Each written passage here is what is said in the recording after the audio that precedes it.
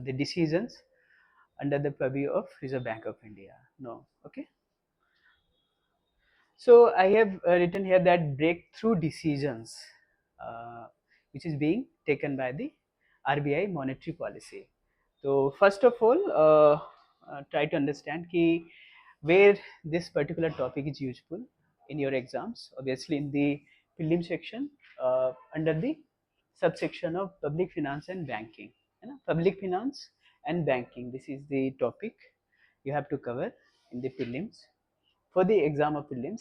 And the second is obviously GS part 3, which is basically constitutes a Indian economy and development. So this is the other aspect which we have to discuss in depth manner. And others, obviously others means others exams like UPPCS exam, Jharkhand Public Service Commission, or maybe in interview section. So, okay, what will be the entire discussion? We'll cover in this particular discussion uh, RBI's monetary policy, what it is, and the tools. Tools यानी क्या क्या उनके पास वो उपाय हैं instrument से जिससे वो रेगुलेट करते हैं इंडियन इकोनॉमी को, स्पेशली मॉनेटरी इकोनॉमी को. Okay, and the second is what are the situations that compelled MPC to take at this kind of or this landmark decisions. ऐसे क्या मैक्रो इकोनॉमिक कंडीशंस थे, यानी क्या economy की क्या स्थिति थी जिसकी वजह से वो इस डिसीजंस पे आए या तो ले सके. This is second. And the second is what are those decisions, वो क्या क्या ground breaking decisions हैं, and the future impacts on Indian economy. This is third part of this will be the third part of our discussion. And the fourth is obviously the relevancy of this topic will be determined by what the previous year questions, and obviously that is whether that is prelims question or mains part of the questions. Okay, so let us proceed. So monetary policy committee. So what is this monetary policy committee? All of anybody would like to tell me or tell us? No. Committee that sets the policy rates. Okay. And I guess any another one?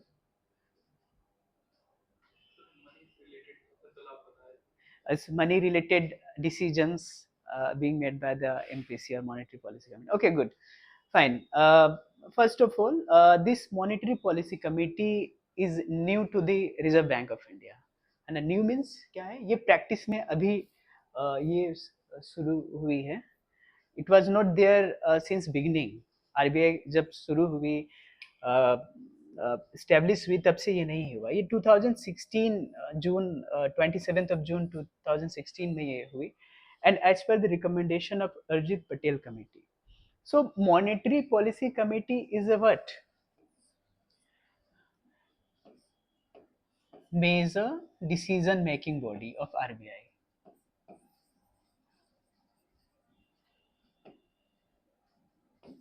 Let's say little resistive making body of RBI. Okay, monetary means what? Related to money.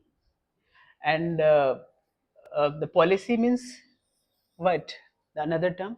This is something which is having a policy means what? The some frameworks that related to the money frameworks that will decide the future course of action or future decision making. Policy is simply, अगर हम लोग समझते तो कोई भी policy जैसे सरकार की नीति है.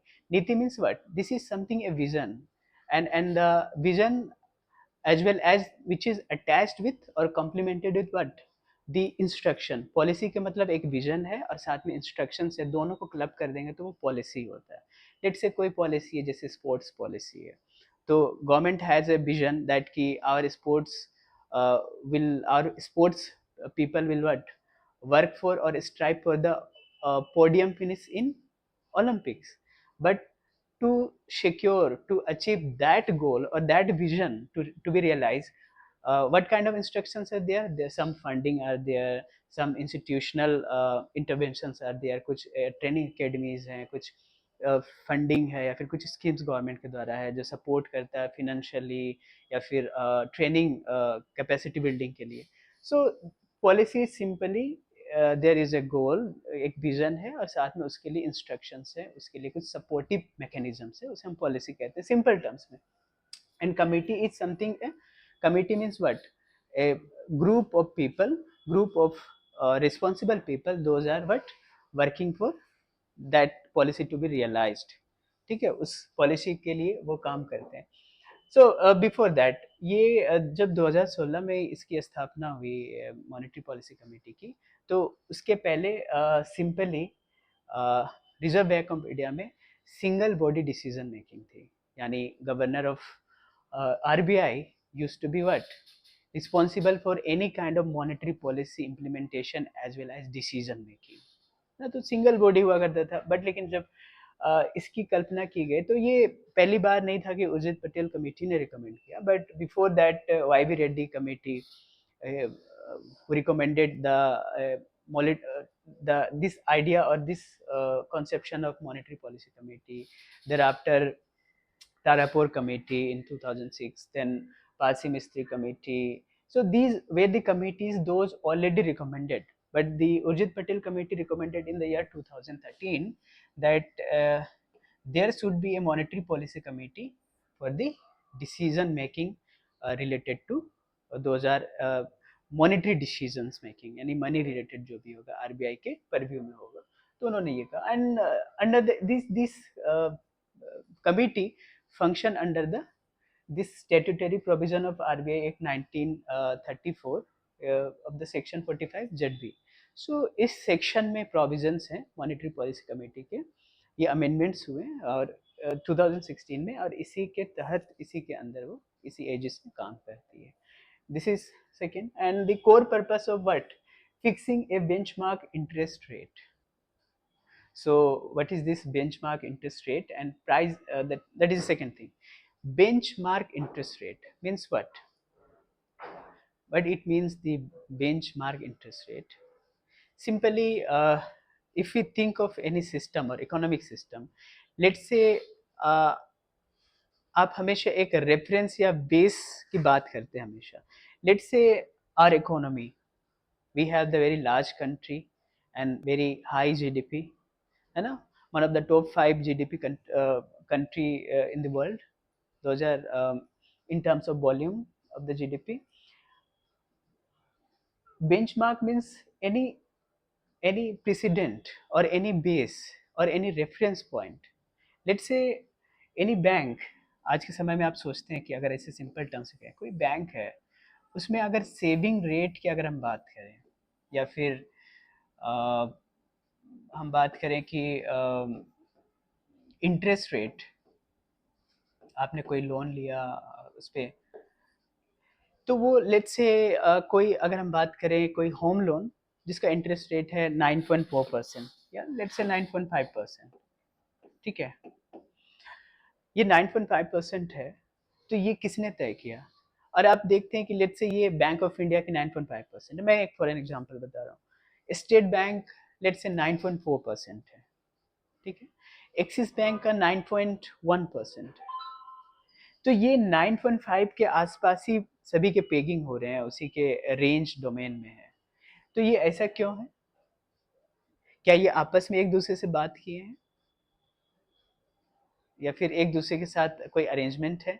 No, this is what the RBI says. So RBI is a regulatory body who decides or who set the instructions or guidelines that our Indian economy, whether that is basically the banks,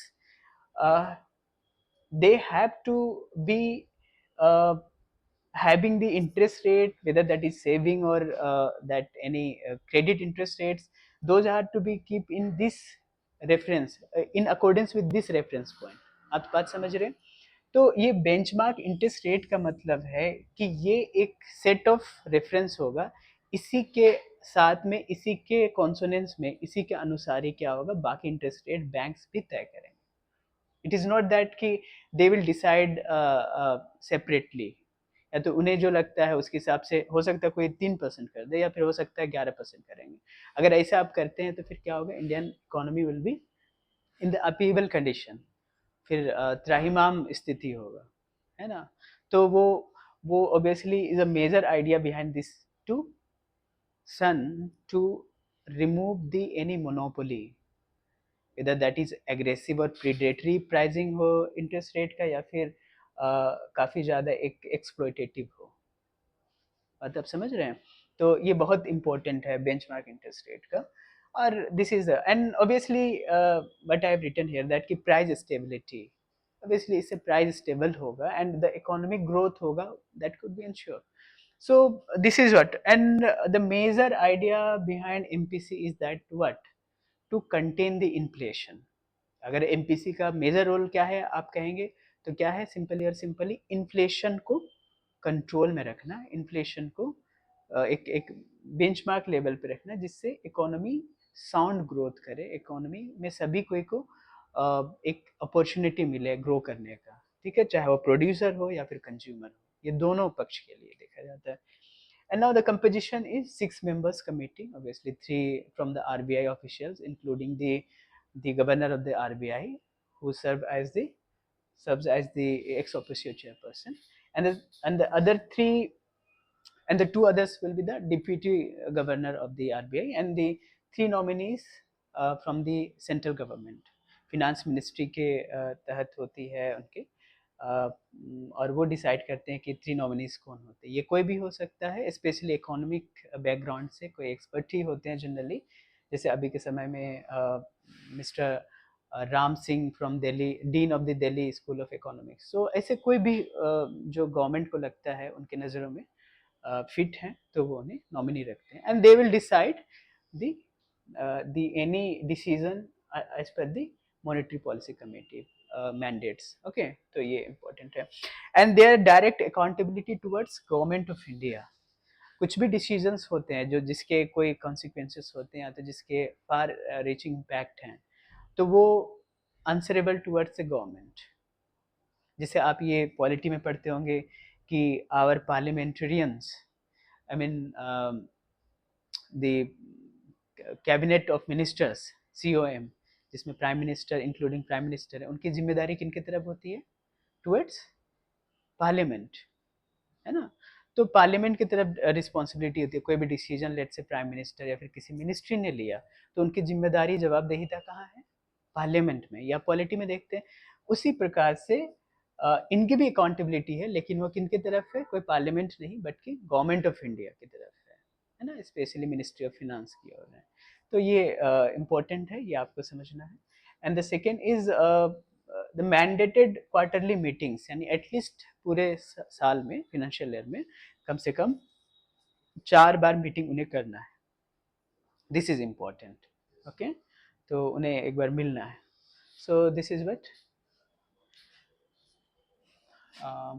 second, now come to the next part. Now, instruments of monetary policy, this is very important, you have to understand it, though in the class of economics you will better understand in depth manner, but here I would like to just delineate some of the try to understand the basic terms those are being used। ये आपको थोड़ा सा लग सकता है कि नया हो, बट लेकिन आप आराम से इसे सीख सकते हैं। So these are the instruments of monetary policy. Monetary policies के जो कुछ इंस्ट्रूमेंट्स हैं, टूल्स हैं, जिससे वो एक बेंचमार्क इंटरेस्ट रेट को या फिर इन्फ्लेशन को कंटेन करती है, वो इनके द्वारा करती है, ठीक है। तो let us try to understand one by one in basic and simple manner। These are called as a quantitative। Quantitative means, quantitative means what this means, or numerical, or है ना, this having the numerical value, in terms of numerical value। So numerical value simply कैसे, one of the most important tool is LAF or liquidity adjustment facility. Liquidity means the, yes, Nisha. Ability to change into cash as quickly as possible. Yes, the ability to convert into the cash or any readily exchangeable form. Liquidity. Liquidity is simply जैसे cash है. You have let's say you buy anything with the help of what?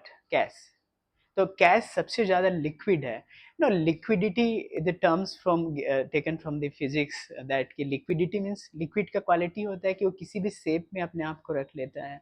So that very basic idea of liquid which is inspired from the physics and that kind of thing is that ki its flexibility, it's readily uh, being able to convert into और being a means of exchange, यानी इससे आप कुछ भी अदला बदली या विनिमय कर सकते हैं. Which is the meaning of liquidity. इसमें क्या क्या हो सकता है? कोई करेंसी हो सकता है जैसे she is telling. And then second कोई गोल्ड हो सकता है जो कोई भी तुरंत तैयार हो जाए कि मैं ठीक है ले लूंगा, आप दे दीजिए वो, है ना. तो ये तुरंत यानी रेडिली जो फ्लेक्सिबिलिटी है एक्सचेंज करने का, वो है liquidity. Adjustment facility. Adjustment obviously उसे ट्विक करना, चेंज करना, अपने कंडीशंस के हिसाब से उसे अपना अपने लिए बनाना. And facility is something which is arrangement, which is a mechanism. So लैफ ये है.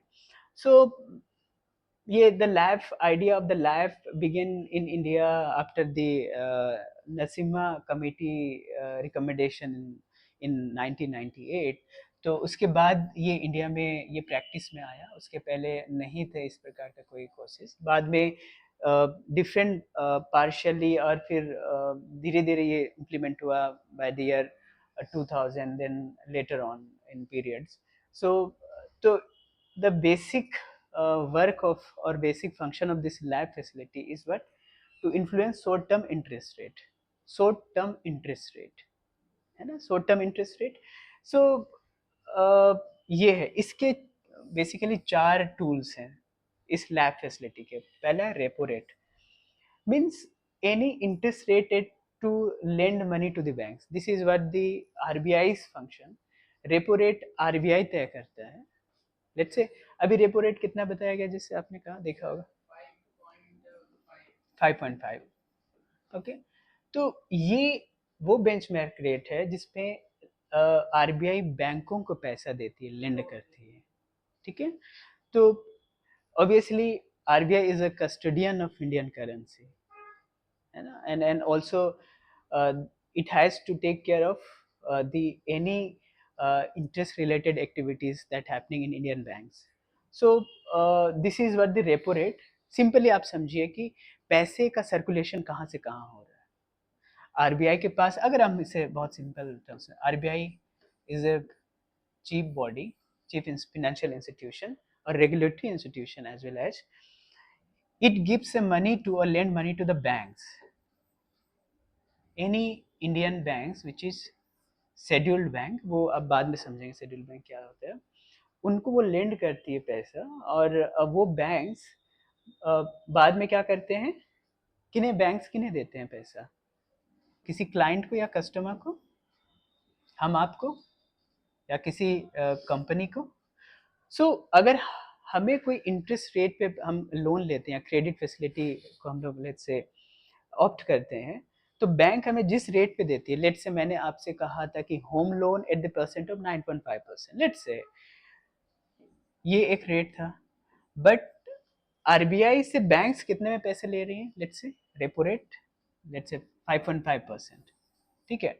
ये एक रेट है. फिर बैंक ने उस रेट पे लिया, फिर हमें बैंक में दिया. बैंक बिजनेस करती है उसका, उस पैसे का, उसे एक कैपिटल की तरह देखती है, और फिर उसे आपको एडवांसेस मिलते हैं, लोन मिलते हैं, और फिर वो आप फिर वापस चुकाते हैं. तो bank, this is how the economy is working. ठीक है.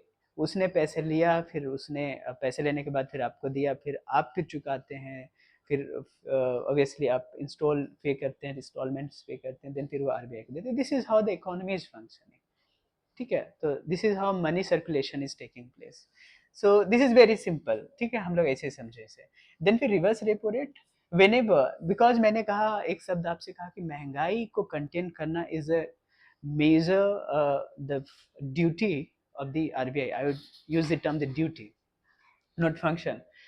This is a responsibility of the RBI. Whenever inflation is there, inflation का मतलब क्या होता है? अगर हम सिंपल टर्म्स में बात करें, इन्फ्लेशन का सिंपल टर्म्स का मतलब है,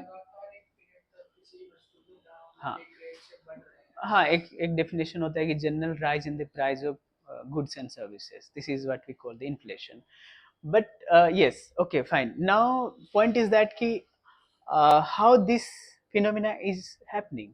Let's say कि लगातार वस्तुओं के दामों में वृद्धि हो रही है, तो ये कैसे तय हो रहा है, ये कैसे हो पा रहा है? सिंपली इसका मतलब यही है, अगर हम लोग कहें कि we have customers have the too much money to buy a few goods and services, कि भाई इतना पैसा सर्कुलेशन है पूरे हमारी इकोनॉमी में कि लोगों के पास डिमांड बढ़ गए हैं, लेकिन वस्तुओं का सप्लाई है वो मिसमैच है, कम है। तो ऑब्वियसली इन्फ्लेशन होता है, जिसे हम लोग कई बार क्या कहते हैं, डिमांड फुल इन्फ्लेशन। मतलब इतना ही मांग है या फिर पैसे लोगों के जेबों में है कि वो कुछ भी लेने के लिए तैयार है, तो सप्लाई नहीं हो पा रही है। ठीक है, तो सम टाइम कॉस्टफुल इन्फ्लेशन होता है, अपोजिट, है ना, तो जिसमें दाम को इतना ज़्यादा धीरे धीरे उसे घटाया गया प्रीडेटरी कि लोग खरीदने लग गए भले ही पैसा ना हो। सो या फिर इस तरीके के इन्फ्लेशंस हैं, you will study in the separate topic of inflation. लेकिन यहाँ पे सिंपली इतना ही बस समझना है कि reverse repo rate is a tool used by Reserve Bank of India to borrow back the money from the banks, Indian banks. ये इसीलिए होता है ताकि इन्फ्लेशन को कंटेन करें। जनरली ये मेजर फोकस यही है इसका, या फिर इस प्रोसेस के लिए ये है ताकि मनी सर्कुलेशन कम हो जाए। मनी आपके जेब में है या फिर इकोनॉमी में है का मतलब क्या है, या फिर आपके सैलरीज बढ़ गए हैं, ठीक है, आपके पास इतने पैसे हैं कि आप बैंकों से निकाल निकाल के खरीद रहे हैं, या फिर चीज़ें सस्ती हो गई हैं, या फिर जो भी एक सिचुएशन है, बहुत सारे सिचुएशन हो सकते हैं। हम्म, तो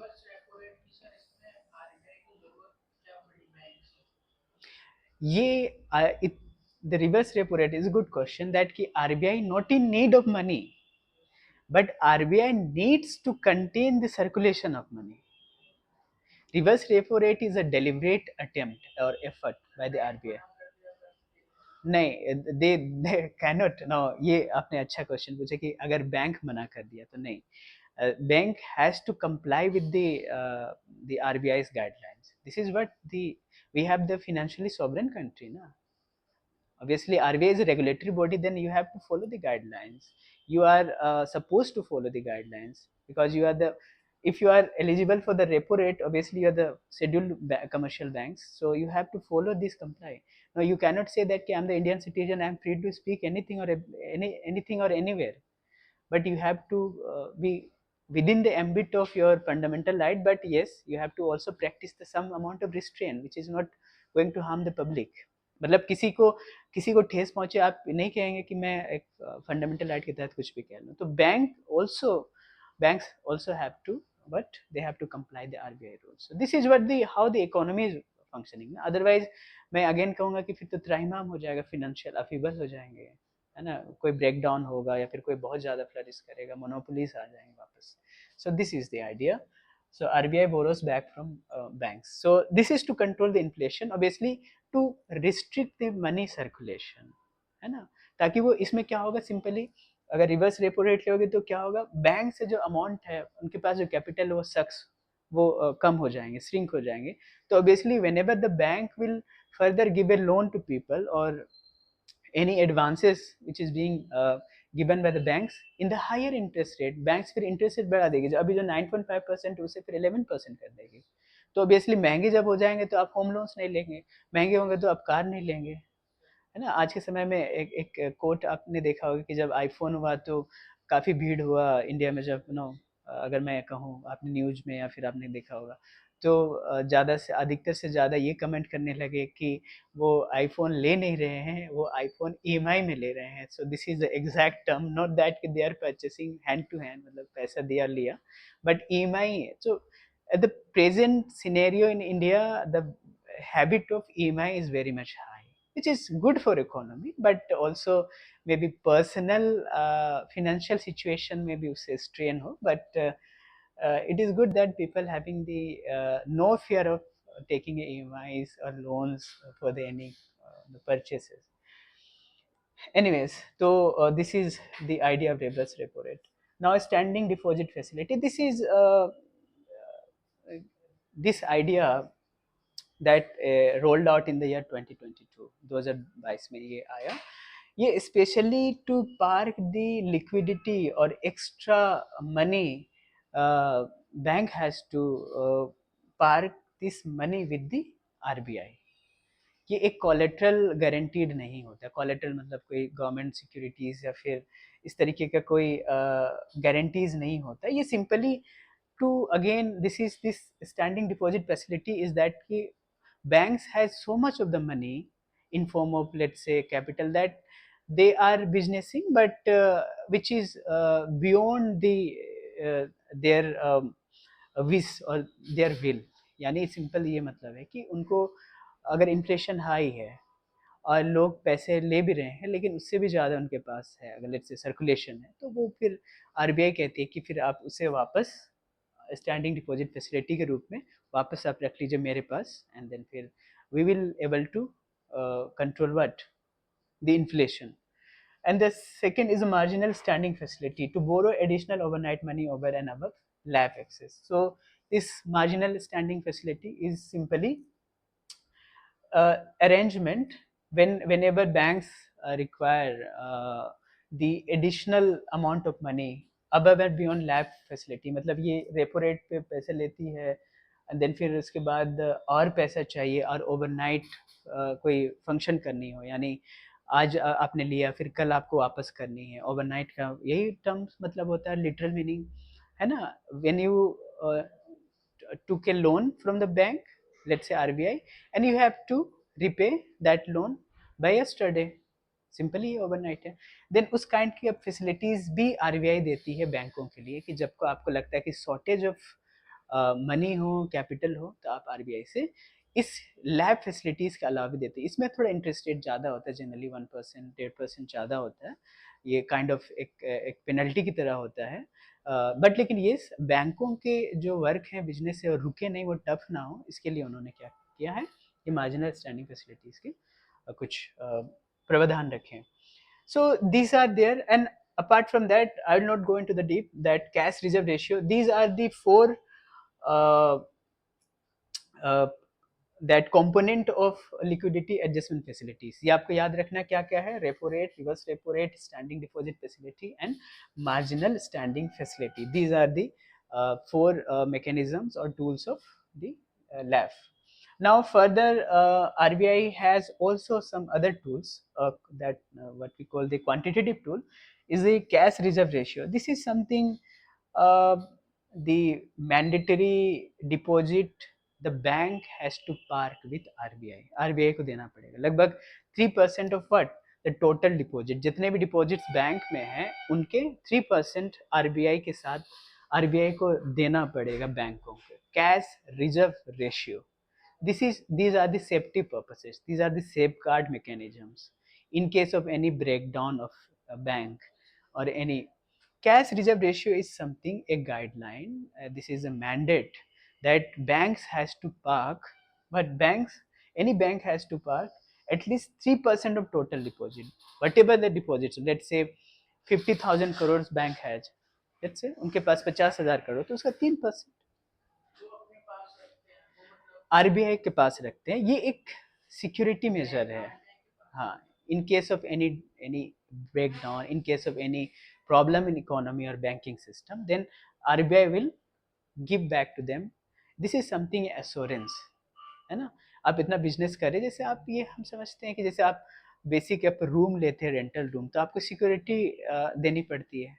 this is what, this is something a mechanism that will build the trust, as well as the some your bond between your renter and your tenant and whatever your landlord. That bond become what forged by the giving or advancing any security money. So this is something sort of security money. And statutory liquidity ratio, this is something again, NDTL का लगभग 18% to maintain in a liquid asset in form of, that may be government security, GSEC, that may be in form of gold, that may be in form of what we say, the cash. So NDTL is very important, but I'd like to ask anybody if here who could throw some lights over the NDTL, net deposit and time liability. Net demand and time Oh, sorry, liabilities. yes, net demand and time liability. Yes, what is this? Net, very important thing actually, you have to understand. Net demand and time liability. How can we understand it? Net demand and time liability. Yes, anybody? Risha? Sir bank के public के पास जितने भी deposits है, चाहे वो time deposits हो, demand deposits हो, उन सब का टोटल। उन सब का टोटल। तो ये आप बताएंगे जरा कि डिमांड लाइबिलिटी या डिमांड डिपॉजिट क्या होती है? ये दो अलग टर्म्स है ना, net demand and time. Demand deposits उसे हम क्या कहते हैं? And the second term is time liability और टाइम डिपॉजिट्स, ताकि क्लैरिटी हो।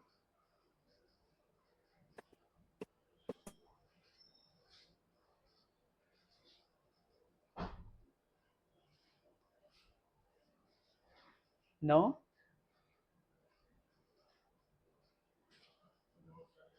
अच्छा, anyways, okay. Net demand and time liability, these are the simple things, आप सभी जानते हैं। नेट तो ओवरऑल एक इफेक्टिव, बट डिमांड लाइबिलिटी, और बैंकों के लिए लाइबिलिटी है, लेकिन एक कस्टमर के लिए ये डिमांड क्या है? डिपॉजिट है। जैसे the money which is in form of your saving bank account, जिसका पैसा आप एटीएम से, यूपीआई से कभी भी निकालते हैं। ठीक है, लेट से मेरे अकाउंट में अभी 100 रुपीज़ है, तो मैं 100 रुपीज़ कभी भी यूपीआई पेमेंट कर सकता हूँ, या फिर कैश हो सके तो मैं एटीएम से विड्रॉ कर सकता हूँ। So this is demand deposit. जब आपको जरूरत पड़ा आपने निकाल लिया, you have deposited in the bank, but this is something available 24/7, what we can say, आप कभी भी कहीं भी निकाल सकते हैं within the financial system का जो अरेंजमेंट है। This is demand liability. तो ये लाइबिलिटी बैंक के लिए है, ऑब्वियसली बैंक में आपने जमा किया तो बैंक को ये देना पड़ेगा, है ना? They can not deny it, except कि सर्वर डाउन इशू है तो। And the time liability is what? Sir इसमें टाइम पीरियड होता है, जैसे एफडी हो गया, फिक्स्ड डिपॉजिट हो हाँ, गया, मान आरडी हो गया, कि एक स्पेसिफिक टाइम है, उससे पहले आप विड्रॉ नहीं कर सकते। यस। सो टाइम का मतलब है यहाँ पे सिंपली दी, जैसे एग्जांपल उन्होंने कोट किया, फिक्स डिपॉजिट है, यानी you have deposited your money, but that is in form of fixed deposit, therefore you cannot withdraw any time or anywhere। ठीक है, आपको एक मेच्योरिटी पीरियड होगी, एक टाइम होगा, उसके बाद ही फिर आप उसे निकाल सकते हैं। Still that is your money. जैसे अगर फिक्स डिपॉजिट को आपको निकालना ही है, तो फिर आप एक एप्लीकेशन फाइल करेंगे मैनेजर को, आपके नियर जो भी ब्रांच है, देन फिर he will give you money after deduction, कुछ पेनल्टी या फिर कुछ आपको फाइन लगता है उसका, क्योंकि आपको लेट से 1 साल की आपकी एफडी थी, आपने तीसरे महीने ही आपने चाहा, कोई ज़रूरत पड़ा आपको और आपने निकाला, तो you will be no levied some amount of fine और पेनल्टी, जो उसका प्रोविजन पहले ही होता है। ऐसे नहीं होता है कि सडनली आपको बताते हैं, आपको पहले ही बता देते हैं कि ऐसे ऐसे होने पे आपको इतना फाइन देना पड़ेगा बिफोर मेच्योरिटी। तो that is a time liability, means फिर उसमें भी लाइबिलिटी है बैंक की, वो आपकी पैसा है, बैंक को आपको चुकाना ही पड़ेगा, ठीक है। इस केस में कोई फाइन नहीं है, कभी भी आप निकाल सकते हैं। डिमांड लायबिलिटी या तो डिमांड डिपॉजिट जिससे है, बैंक के लिए लायबिलिटी है वो, और ये टाइम आपकी डिपॉजिट है, जिसे फिक्स डिपॉजिट एक रूप हम कह सकते हैं, उसका एक एग्जांपल है, और वो भी लायबिलिटी है बैंक की। तो ये जो नेट है, total demand and time liability है, उसका कितना बैंकों को जो आपने जमा कर रखा है, आप कस्टमर्स ने या फिर हम कस्टमर्स ने, उसका 18% ये बैंकों को सुरक्षित रखना पड़ेगा। उसमें कोई किसी को लोन या व्यापार नहीं कर सकते हैं। Are you getting that? This is what we call the statutory liquidity ratio. Means आखिरकार बैंक करती क्या है, बैंक को कैपिटल मिला जो आपके डिपॉजिट हैं, उन्होंने कहीं से किसी ने उसके लिए शेयर खरीदा, बैंक का स्टॉक है, तो वो सभी बैंक के लिए एक पैसा है। उस कैपिटल को बैंक अपने स्टाफ, अपने एम्प्लॉयज़ के थ्रू क्या कराती है, बिजनेस कराती है। उसको किसी को एडवांस देती है, किसी को लोन देती है, किसी प्रोजेक्ट में वो इन्वेस्ट करते हैं। ये सभी क्या है, टोटल बैंक बिजनेसेस से, उससे जो रिटर्न होगा, उससे जो उन्हें पैसा मिलता है उन बिजनेस करने से, उसी से तो बैंक चलता है, उसी से तो इंडियन बैंकिंग सिस्टम वर्क कर रही है, इसी बिजनेस में तो है, ठीक है। तो this is what the स्टेटरी liquidity ratio. But still ये गाइडलाइन है कि ऐसा नहीं है कि जितने पैसे आपको कैपिटल पूंजी के रूप में मिला सभी को आपने इन्वेस्ट कर दिया, सभी को आपने लोन में बांट दिया, नहीं। You have to keep some percentage, that is at least 18% at present time. Bank has to keep in form of but liquid asset in the reserve mode. ये ऐसा नहीं कि उसे आपको बांट देना है, वो आपको रखना पड़ेगा हमेशा ना, बिकॉज इन अनफोर्सिन सर्कमस्टांसेस कभी भी ऐसा हो सकता है कि इकोनॉमिक सिस्टम, ऐसा तो नहीं होगा कि कभी भी हो जाए, बट लेकिन कभी अगर ऐसा होता है एडवर्स फाइनेंशियल सिचुएशन, तो फिर वो आप उससे बेल आउट या फिर उससे आप अपने आप को सेफ गार्ड कर सकते हैं। These are the like of buffer stock, है ना, ताकि वो अपने आप को अब शॉक ऑब्जर्वर की तरह होता है ये। So this is the idea of SLR. Now, open market operations. Open market operations are the very important thing. UPSC asks many a time question, open market operations. इसे आप समझ लीजिए, बहुत simple है. This is one of the tool of the Monetary Policy Committee, this OMO, that is simply buying and selling of government securities. So government securities are the highly secure, uh, these are the debt, uh, uh, I would say the debt, that money or debt securities or bills, uh, which are in form of treasury bills, dated government securities, SDLs. यानी simply जैसे government securities क्या होती है, ये एक sovereign government, या तो इसे गिल्ड एज्ड सिक्योरिटीज कहते हैं, क्योंकि इसमें गवर्नमेंट क्या होती है, इसके लिए लाइबल होती है, गवर्नमेंट हैज टू पे यू बैक व्हेनेवर। जब ये खरीदते हैं तो एक तरह से ये क्या है एक्चुअली में, जो भी सिक्योरिटीज है एक्चुअली में है क्या, एक्चुअली में ये कैपिटल बिल्डिंग और कैपिटल हार्नेसिंग इंस्ट्रूमेंट्स हैं। यानी गवर्नमेंट को भी पैसा चाहिए होता है, किसके लिए, कंट्री का डेवलपमेंट के लिए या फिर कोई और इन्वेस्टमेंट के लिए, बैंक्स को भी चाहिए होता है। तो गवर्नमेंट का मतलब यहाँ पे आरबीआई बिहाफ ऑफ गवर्नमेंट काम करती है, क्योंकि हमने कहा RBI is also known as a government's bank. तो गवर्नमेंट नहीं करती है फिनेंस मिनिस्ट्री ये इशू, बट आरबीआई करती है government securities. These are the highly safe, because government इसमें आपको गारंटी दे रही है, इसीलिए इसे हाईली सेफ और सिक्योर सिक्योरिटीज या बिल्स कहते हैं। और इसमें आपको रिटर्न आपके फेस वैल्यू में मिल जाए। ट्रेजरी बिल्स जनरली इसका एक पार्ट है, इसका एक फॉर्म है। Generally treasury bills are the less than 1 year maturity period, यानी जैसे कभी हो सकता है 182 डेज हुआ, 91 डेज हुआ, या तो 342 डेज के एक ट्रेजरी बिल होते हैं। सिंपली ये ट्रेजरी बिल्स है क्या, एक बिल है या फिर एक ऐसा एक पीस ऑफ पेपर है which is the bill paper which having the face value, let's say um, इसमें है 2 लाख रुपीस, ओके। इस एक ऐसा एक डिजाइन पेपर है ना, एक बड़ा अच्छा बॉन्ड पेपर में प्रिंटेड है, उसमें लिखा हुआ 2 लाख। अगर ये आप खरीदते हैं तो ये 2 लाख में आपको नहीं मिलेगा फेस वैल्यू में, इससे कम में मिलेगा। लेट्स से इसका हो सकता है 1,95,000 में आपने इसे लिया, 1.95 लाख, ठीक है।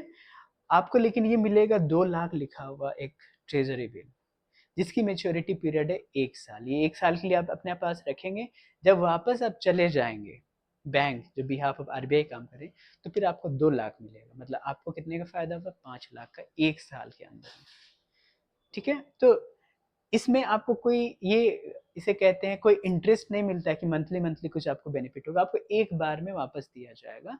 इसीलिए इसे इंटरेस्ट को इकोनॉमिक टर्म्स में क्या कहते हैं, कूपन भी कहते हैं। तो इसे जीरो कूपन बॉन्ड या जो जीरो कूपन बिल्स भी कहते हैं। यानी इसमें आपको फेस वैल्यू में रिटर्न मिलेगा, लेकिन आप जब खरीद रहे होते हैं जिस समय पॉइंट ऑफ परचेसिंग, उस डे में ये आपको फेस वैल्यू में नहीं, उसे कम में देते हैं। यही इसका बेनिफिट है। ऑब्वियसली आप क्यों लेंगे अगर 2 लाख आपको देना पड़े और 2 लाख ही मिले वापस। सर ये एक क्वेश्चन था। हाँ, यस। सर जैसे गवर्नमेंट हमको, जो गवर्नमेंट कोई भी बैंक होता है, हम्म। चाहे प्राइवेट हो चाहे गवर्नमेंट हो, हम्म। सर अगर हम उसमें पैसा जमा करते हैं, जैसे 10 लाख रुपए, मतलब मिनिमम अकाउंट ले लेते, मतलब ओके। पैसा ले लेते हैं, डालते हैं अगर, हाँ। तो वो मंथली हमको 6-7% का इंटरेस्ट देती है, मतलब सालाना 10 लाख का, सर 60,000 रुपये हुआ सर। ठीक है। सर तो क्यों, मतलब कि हम लोग को वो मंथली नहीं देती है, क्यों साल में देती है सर? वो उसकी, देखिए स्कीम से सर आप, अगर हम 10 लाख रुपए एक बार में दे रहे हैं उसको, तो वो हाँ। हमको हर महीने देनी चाहिए ना, जैसे कि आम होता है सर, हम लोग भी पता है कि इंटरेस्ट पे जो लोग देते हैं पैसा, हम्म। अगर 10 लाख दिए तो ऐसा तो है नहीं कि वो साल भर में लेंगे पैसा, वो तो मंथली वाइज लेते हैं। तो ऐसा वो राइट। गवर्नमेंट क्यों करती है? देखिए अब 10 लाख का 6%, 60,000 रुपये हुआ सर, मंथली हुआ ना। राइट। देखिए पॉइंट यहाँ पे दो प्रकार से आपको बैंक ऑप्शन देती है। अगर आप बैंक कभी जाएंगे तो मैनेजर साहब को आप मिलिए, तो आपको अब और भी बहुत स्कीम से आपको बताएंगे वो। देखिए एक पहली, फर्स्ट ऑफ ऑल, वो इस काम को इजी रखना चाह रही है। As far as I know, saving interest rate कितना है इंडिया में अभी, एक कॉमन एवरेज की हम बात करें, समवेयर अबाउट 3 to 4, है ना, वेरी लेस। लेट्स से 3.9 या 3.5, या फिर जो भी बैंक टू बैंक ये डिफर हो सकता है saving interest rate. Let's say आपने 10 लाख एक बार में जमा किया, तो उसका आपको 3.5% एक साल के बाद होती है। ये इसीलिए कि उनका फिनेंशियल कैलकुलेशन इजी हो, इसीलिए एक बार में, साल में एक बार वो अपडेट करती है आपकी कितनी इंटरेस्ट बना। द सेकेंड इज दैट कि अगर आपने पैसा दिया तो बैंक भी तो उस पैसे से कुछ पैसा बनाएगी, तब ना आपको भी कुछ दे पाएगी। लेट से आपने 10 लाख जमा किया, आप कहेंगे कि मुझे एक सप्ताह बाद चाहिए, तो सर एफडी की बात कर रहा हूँ मैं, अगर हम 10 लाख एफडी कराते हैं हम्म, तो भी वो उतना ही देती है। ये फिक्स डिपॉजिट्स, ओके, ये आज के समय में कई जेन जी या फिर और भी लोग मानते हैं कि ये आउटडेटेड आइडिया है। जैसे हम्म। आप जो कह रहे हैं, वैसे अगर आप बैंक में जाएंगे तो मुझे अभी कुछ दिनों पहले मुझे पता चला, आप भी और पता कर सकते हैं, एक मंथली पेमेंट स्कीम भी आती है बैंक की। आपने एक अच्छा बार सर। जमा किया 10 लाख रुपीज़ या फिर 20 लाख रुपीज़, तो आपको उसका इंटरेस्ट रेट एक बार में नहीं चाहिए, आपको मंथली वो बांध देगी कुछ। लेट से मुझे जहाँ तक याद है, if I am not wrong, 20-25 lakh आप जमा कर देंगे तो आपको शायद 11 या 12 हज़ार मंथली पैसे मिलते रहेंगे ऐसे। अच्छा, 16 हज़ार मिलते हैं, तो 25 लाख के 16,000 समवेयर अबाउट, या फिर हाँ, बैंक टू बैंक, हाँ। तो मंथली पेमेंट स्कीम भी है, आप चाहें तो मंथली सैलरी की तरह लीजिए फिर उसे, या फिर आपको एक बार में फिक्स डिपॉजिट के कुछ रिटर्न्स थोड़े से एक बार में मिलते हैं, तो थोड़ा सा परसेंटेज ज़्यादा होता है उसमें। तो these are the, I think the bank people will tell you better कि कितना कितना रेट, किसमें फ़ायदा है किसमें नहीं है। But we know, as far as the civil services aspirant is concern, तो उनको इतना समझना चाहिए कि क्या ये वर्क करता है, एग्जैक्टली कैसे वर्क करता है, तो वो बैंक, नो, बैंक के जो पर्सनल है वो ज़्यादा बेहतर बता पाएंगे। Okay, so these are the different ideas are there. Okay fine. Open market operations के बारे में I hope, is it clear Vivek? Yes sir. Okay, ठीक है भाई। Anybody can, okay. Anybody can, of course there are various आप बहुत बातें हैं, आपको ये आप सीख सकते हैं। Okay, buying and selling of government securities, treasury bill, dated government securities, जिसका डेटेड गवर्नमेंट सिक्योरिटीज एक तरह से फिक्स डिपॉजिट की तरह है। वो आपका विद इन 1 ईयर नहीं होता, ये लॉन्ग टर्म होता है, जनरली 5 to 40 ईयर्स लगभग है, डिफरेंट ईयर्स के होते हैं, और ये एक बार में फिर पैसा आपको हेवी रिटर्न देते हैं, लेकिन ये थोड़ा लंबे समय के लिए होता है, पीरियड के लिए होता है deposit. Okay, and SDL, state deposit loans, जिसे स्टेट भी कुछ कुछ प्लॉट करती हैं, जिसे आप अगर लेते हैं तो इस स्टेट डेवलपमेंट लोन्स, तो ये स्टेट के कोई प्रोजेक्ट हैं जिसमें अगर आपको कुछ प्रोजेक्ट, लेट से कोई ब्रिज निर्माण है, कोई सिटी टाउन प्लानिंग का है, तो स्टेट के पास पैसे कहाँ से आते हैं? या तो वो सेंट्रल पूल से जो टैक्सेशन का डिवल्यूशन होता है वहाँ से मिलता है, और दूसरा आपके जो रेवेन्यू कलेक्शन है लैंड से, या फिर माइनर मिनरल्स हैं, या फिर कोई एंटरटेनमेंट टैक्स है, या तो जीएसटी के कुछ पार्ट जो आपको ऑब्वियसली सेंटर से मिलते हैं। तो इस तरीके के टोटल पैसे हैं स्टेट को मिलते हैं, लेकिन वो स्टेट बहुत हाई जनरेटिंग नहीं है रेवेन्यू। तो फिर लेकिन स्टेट को चाहिए कि उसको अच्छी रोडें चाहिए, एक्सप्रेसवे चाहिए, उनको मेट्रो भी चाहिए, तो वो कहाँ से होगा? तो स्टेट कई बार प्लॉट करती है, जैसे अभी रिसेंटली केरला स्टेट ने की, कर्नाटक ने की, कई बार करते हैं कई स्टेट। तो स्टेट डेवलपमेंट लोन के नाम से एसडीएल एक होता है, वो भी ओपन मार्केट ऑपरेशंस का एक पार्ट है। ऑब्वियसली स्टेट, नो, ये आपको याद रखना चाहिए, स्टेट गवर्नमेंट के लिए भी और सेंट्रल गवर्नमेंट के लिए भी, दोनों के लिए कौन बैंक है? आरबीआई है। ओके, स्टेट का सेपरेट कोई बैंक नहीं है। स्टेट गवर्नमेंट, चाहे कोई भी स्टेट, आप obviously with in the India, and the central government, दोनों की बैंक आरबीआई काम करती है, ये आपको याद रखना है, ठीक है, इस फैक्ट को। तो एसडीएल में आपने इन्वेस्ट किया तो वो आपको रिटर्न देगी। So these are the open market operations. Open market operations का मतलब है कि आरबीआई कभी भी इन सिक्योरिटीज को, गवर्नमेंट से जो गवर्नमेंट सेक्स हैं या फिर गवर्नमेंट सिक्योरिटीज हैं, ये वापस आपको वो ले सकती है, जस्ट ले सकती है, कि मतलब वो ऑफर करेगी। इट्स नॉट दैट कि वो आपको एक लाइबिलिटी के साथ वापस करना होगा, आपको सिंपली उसके रेट घटा बढ़ा के वो आपसे, ओपन मार्केट का मतलब, ओपन ऑपरेशंस का मतलब है, मार्केट ऑपरेशंस का मतलब है ओपन मार्केट, है ना। ओपन मार्केट जहाँ पे इसके रेट पे कोई बारिंग नहीं है, कोई सीलिंग नहीं है, आप जितना रेट में मिल रहा है आप ले लीजिए। आप समझ रहे, जैसे गोल्ड का वैल्यू ओपन मार्केट बेस्ड है, पेट्रोलियम का वैल्यू ओपन मार्केट बेस्ड है। जितना डिमांड हो रहा है, हो सकता है आज 105 है, कल 100 में आ जाए पर लीटर। गोल्ड में भी आज कितना, मुझे 24 कैरेट का कितना रेट है अभी? 1,20,000 अराउंड है 10 ग्राम का साइज, है ना लगभग। आज से कुछ महीने पहले 95,000 था। तो ओपन मार्केट में वो प्लॉट हो रही है अपने हिसाब से, मार्केट का जिधर नज है, जिधर मार्केट का इमोशन जा रहा है, उधर महंगी हो रही है। अगर कोई डिमांड नहीं है तो फिर वापस 90,000 भी मिल सकती है गोल्ड आपको 10 ग्राम के। तो this is means the open market operations, मतलब वो ओपन रेट है, मार्केट तय करेगी, ये कोई रेगुलेटरी बॉडी नहीं तय करेगा, आरबीआई या फिर government. This is means the open market operations, ठीक है, डिमांड एंड सप्लाई के हिसाब से। So this is what the major thing, and this is one of the primary function or primary duty of the RBI whenever inflation has to be contained, or that is to be some sort of or let's say some maintenance, or the bandwidth of inflation is required. Then RBI's first major that endeavor is that tweaking the open market operation से government जो securities है, जिसे जिसे कहते हैं, उसे वो खरीद फरोख्त करती है।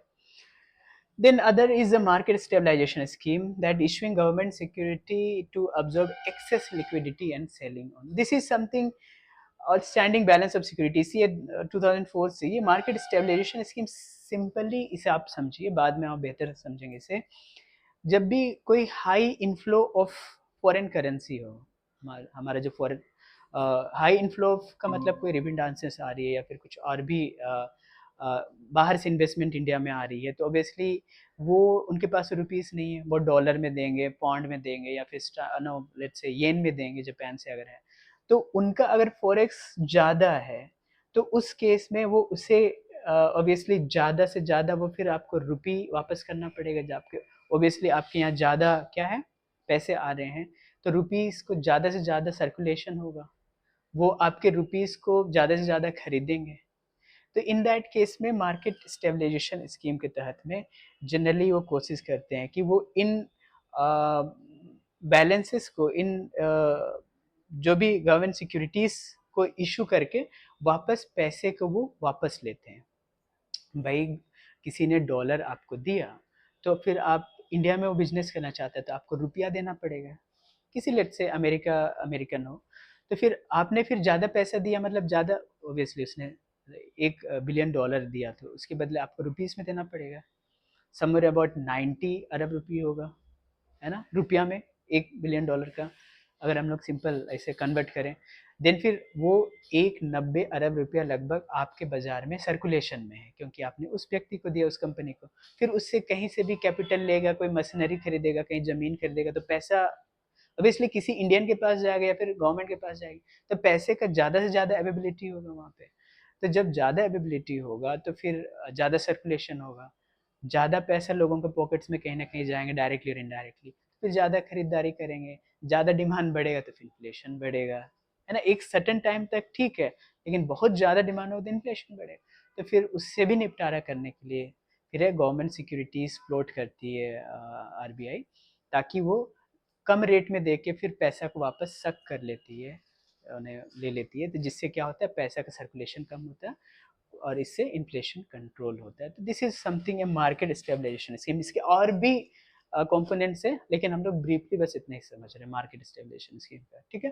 तो these are the major quantitative tools. इसके अलावा क्वालिटेटिव टूल्स भी है, जैसे मोरल पर्सुएशन है, या फिर पब्लिसिटी है। आरबीआई का कोई रिपोर्ट है जिसमें वो हाईलाइट करे कि अभी इन्फ्लेशनरी नहीं है, अभी अच्छा मार्केट का रिपोर्ट है, कंज्यूमर प्राइस इंडेक्स ठीक है, तो इससे भी वो आइडिया एक नज दे सकती है, जिससे फिर कंज्यूमर बिहेवियर क्या होगा, डिटरमाइन होगा या फिर उसकी ओर बढ़ेगा। तो दीज आर द क्वालिटेटिव, जो भी हम लोग कह रहे हैं यार, मॉरल पर्सुएशन, जिसमें आरबीआई किसी को अर्ज करती है या फिर बताती है कि क्या है क्या नहीं है। तो ये एक तरीका। और डायरेक्ट है क्वांटिटेटिव, जिसमें सीधे रेपो रेट और रिवर्स रेपो रेट या फिर गवर्नमेंट सिक्योरिटीज को बेच खरीद के भी वो कंट्रोल करती है इन्फ्लेशन को। तो कुल मिला के आरबीआई का मॉनेटरी पॉलिसी का मेजर गोल क्या है, कंटेनिंग द और maintaining the inflation rate in country. ये आप समझे। और भी सब्सिडरी इसके इंडेवर्स हैं, परस्यूट्स हैं, फिर इनके फंक्शंस हैं, बट लेकिन major idea is to containing the inflation. This is what we have to keep in mind, ठीक है। Going to next. Okay. Now we have talked that ki why MPC took a decision. No. क्या ऐसे prevailing macro economic phase या condition था? Macro economic मतलब एक general economy का क्या स्थिति था, कोई स्पेसिफिक हम लोग नहीं बात कर रहे हैं, जिसको हम लोग क्या पढ़ते हैं किस रूप में, माइक्रो इकोनॉमिक, जिसमें कोई एक सेक्टर, किसी एक स्पेसिफिक पार्ट या फिर पोर्शन को केवल पढ़ा जाता है। जैसे इंडिया में फिशरी मार्केट का क्या स्कोप है, लेट से इंडिया में ऑटोमोबाइल क्या है, तो केवल ऑटोमोबाइल के बारे में पढ़ेंगे तो उसे हम लोग माइक्रो इकोनॉमी कहते हैं। लेकिन अगर हम जनरल बात करें, जिसमें ऑटोमोबाइल भी हो, फिशरी भी हो, टेक्सटाइल भी हो, बैंकिंग भी हो, तो उसे हम मैक्रो इकोनॉमिक कहते हैं। तो सिंपल टर्म है मैक्रो इकोनॉमिक फेज। तो प्रिवेलिंग अभी क्या सिचुएशन है, करंट फेज क्या है इसका, तो इसे हम लोग समझते हैं। Across India I have written here the conducive conditions है। कंड्यूसिव कंडीशंस क्या है भाई, वो समझे। The first is lower inflation. तो लोअर इन्फ्लेशन कितना में है लगभग, any idea? No, they have said that ki this quarter inflation is about 2.6 or less than 3%।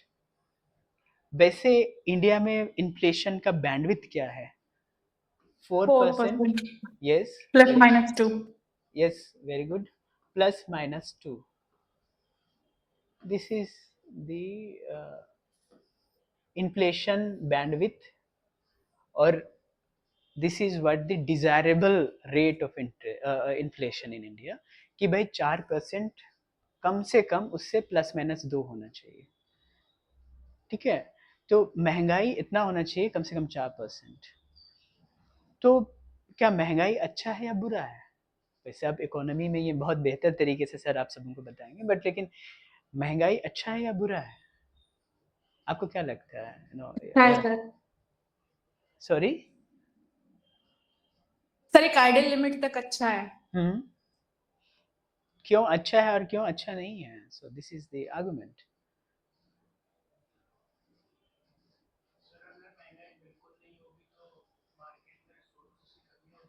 Right.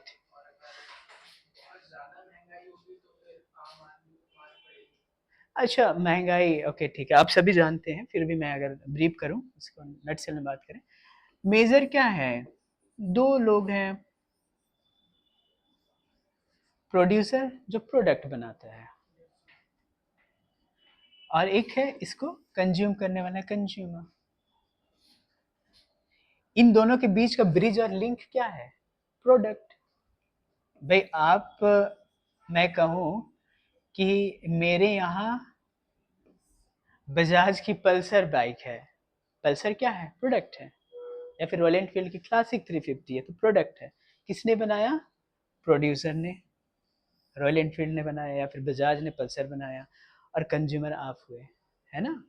दोनों के बीच का लिंक क्या है? प्रोडक्ट है। अगर हम बात करें, अब इसे इन्फ्लेशन को इसमें लेके आइए, इस डिस्कशन में इन्फ्लेशन का, इन्फ्लेशन का मतलब है कि लेट्स से कि आपकी बाइक की कीमत है 1,50,000, ठीक है? तो इतनी अगर प्राइस है, तो ये कब की बात है? हम लोग टाइम के रिस्पेक्ट में बात करेंगे इन्फ्लेशन को। तो आज का डेट है अक्टूबर 2025, लेकिन आपके ताऊजी या चाचा वो आए, उन्होंने कहा कि अरे बेटा, रॉयल इनफील्ड क्लासिक तो हम लोग तो 70,000 में खरीदे थे उस समय। तो लेट्स से कि 70,000 का सेम, थोड़ा सा पुराना मॉडल, लेकिन नया जब लिया गया था 70,000 में लिया गया। उन्होंने कहा कि ये तो हमने 2015 में 70,000 में ये बाइक खरीदी थी, एग्जाम्पल के लिए मैं कहूँ। तो आपने देखा कि सेम क्लासिक का मॉडल 1,50,000 की आ रही है, और आज से 10 साल पहले 70,000 में बिकी थी। तो फिर आप ये कहेंगे कि यार महंगी हो गई फिर तो। This is what the entire discussion will lead to, यही होगा ना कि महंगी हो गई। तो कितना महंगा हुआ? लगभग 80,000। सो इन्फ्लेशन को इस तरीके से देखते हैं, लेकिन वो एक बेस रेट होती है। उसकी बेस रेट के हिसाब से, जैसे अगर हम लोग बात करें इंडिया में जीडीपी का बेस रेट, अगर हम लोग देखेंगे कितना बड़ा, तो 2012 को बेस रेट मानते हैं कि उसके रिस्पेक्ट में देखेंगे कि कितना इन्फ्लेशनरी गैप है, रियल ग्रोथ इतना हुआ, लेकिन महंगाई बस बढ़ा, चीज़ें तो उतना ही बना ना। मतलब आप ये देखिए कि सेम एक ही बुलेट का एक मॉडल, यानी एक यूनिट ऑफ बुलेट है, एक ही है, और उस समय भी एक ही है, बना तो एक ही मॉडल था, लेकिन एक को 70,000 में बेचा, एक को 1.5 लाख में। मतलब कहने की बात ये है बस। तो the whole idea about this discussion is that, this example is that कि the rise in the price, if that is, the government is saying that कि that is to be kept under the 4 plus minus 2%, यानी 4 minus 2 का मतलब 2% minimum होना चाहिए, या फिर 6, यानी ये पूरा बैंडविथ कितना होना चाहिए? 2% से 6% के ब्रेकेट में, उसी के बीच में होना चाहिए। 6 से ज़्यादा नहीं होना चाहिए, 2 से भी कम नहीं होना चाहिए। इसीलिए ये ज़रूरी है कि अगर वो कम हो जाए 2 से, तो कंज्यूमर को बड़ा फ़ायदा है, मतलब उसके लिए कम पैसा देना पड़ेगा। लेकिन प्रोड्यूसर के लिए लॉस है ना वो। भाई उसके लिए भी तो कुछ रिवार्ड होना चाहिए, वो इतना रिस्क टेकिंग बिजनेस किया है, नो, उसके लिए एक मोटिवेटिंग इंकरेजिंग फैक्टर तो होना चाहिए ना, कि मैं और आप सर, क्यों। यस। सर वो भी तो रॉ मटेरियल खरीदता होगा जो प्रोड्यूसर होगा, तो एग्जैक्टली हाँ, वो भी। उसको भी तो मतलब अगर वहां सस्ता होगा ऐसा, तो उसके लिए भी तो सामान रॉ मटेरियल सस्ता मिलेंगे ना। यस हाँ। तो आप ये कैसे कह सकते हैं सर कि उसको मतलब फायदा कम होगा? ऑब्वियसली देखिए, कुछ अमाउंट तो उन्हें पे करना पड़ेगा, बट लेकिन कुछ रिवार्डिंग तो होना चाहिए उसके उस काम के लिए, कुछ उसे उसके लिए मेहनत आना तो मिलना चाहिए, जिसमें वो इतना रिस्क टेकिंग एबिलिटी है, या फिर उन्होंने ये एक एडवेंचर वेंचर आउट किया है, ठीक है? तो प्रोड्यूसर्स को रिवार्ड करने के लिए भी इन्फ्लेशन मिनिमम चाहिए, एंड इतना भी ज़्यादा नहीं होना चाहिए कि कंज्यूमर को हार्म हो जाए वो, ठीक है। एक्चुअल रेट कहीं और है और फिर उससे भी कहीं ज़्यादा पे करना पड़ रहा है, तो उनके out of the pocket expenditure ज़्यादा बढ़ जाएगा, तो उसका सेविंग्स कम होंगे, तो ऑब्वियसली फिर एक इकोनॉमी फिर अलग तरीके से बिहेव या रिएक्ट करेगी उसका। कंज्यूमर फिर क्या होगा, कुछ भी खर्च करने से बचेगा, तो वो कुछ भी नहीं खरीदेगा, तो फिर प्रोड्यूसर का ही लॉस भी है, जो बनाया लेकिन कोई खरीदने नहीं आया उसके शॉप में। Are you getting that? इतनी महंगाई बढ़ जाए, इस बाइक को 2 लाख कर दे, तो फिर वो सोचेगा कि यार 50,000 ज़्यादा है, मैं अब नहीं दे पाऊंगा, ठीक है। तो ये भी एक पॉइंट है, दोनों को बैलेंस करके चलना पड़ेगा। जहाँ इम्बैलेंस हुआ तो फिर आरबीआई फिर पिक्चर में आएगी, मॉनेटरी पॉलिसी कमेटी के साथ आके, ठीक है। ये आप समझे कि एमपीसी का क्या रोल है अब यहाँ पे। Anyway, lower inflation, favourable monsoon है, मानसून अच्छी होती है तो हमारे एग्रीकल्चर जो ना majority of population even in today agriculture and allied activities में डिपेंडेंट है फॉर द लाइवलीहुड। कुछ कमर्शियल एग्रीकल्चर फार्मिंग भी कर रहे हैं। एग्रीकल्चर का मतलब not only the sowing the rice and wheat, but लेकिन मोर देन दैट कोई कैटल रियरिंग कर रहा है, कोई मछली पालन कर रहा है, कोई हॉर्टिकल्चर एप्पल लगा रहे हैं, कोई लीची लगा रहा है, कोई आम लगा रहा है, देन कोई बनानास, तो कोई मिलेट्स, तो ये सभी कुल मिला के क्या है, एग्रीकल्चर एंड एलाइड एक्टिविटीज़ है, ठीक है। तो मानसून अच्छा हो तो because in India we know that कि मेजोरिटी ऑफ लैंड ट्रैक्ट और एग्रीकल्चर फील्ड्स आर हार्डली कितने परसेंटेज इरिगेटेड है हम लोगों का, जो मैकेनाइज इरिगेटेड है, यानी जिसमें लिफ्ट इरिगेशन की फैसिलिटीज है, less than 50% area, no more about if I'm not wrong about 46%, even less than that, उतने एरिया में ही इरिगेशन है, बाकी लैंड में केवल बारिश पे ही निर्भरता है। तो इन दैट केस फिर क्या होगा, हमारे क्रॉप्स को सही पानी नहीं मिलेगा तो ग्रोथ नहीं होगा, ग्रोथ नहीं होगा तो उनकी प्रोडक्टिविटी कम होगी, हार्वेस्टिंग कम होगा।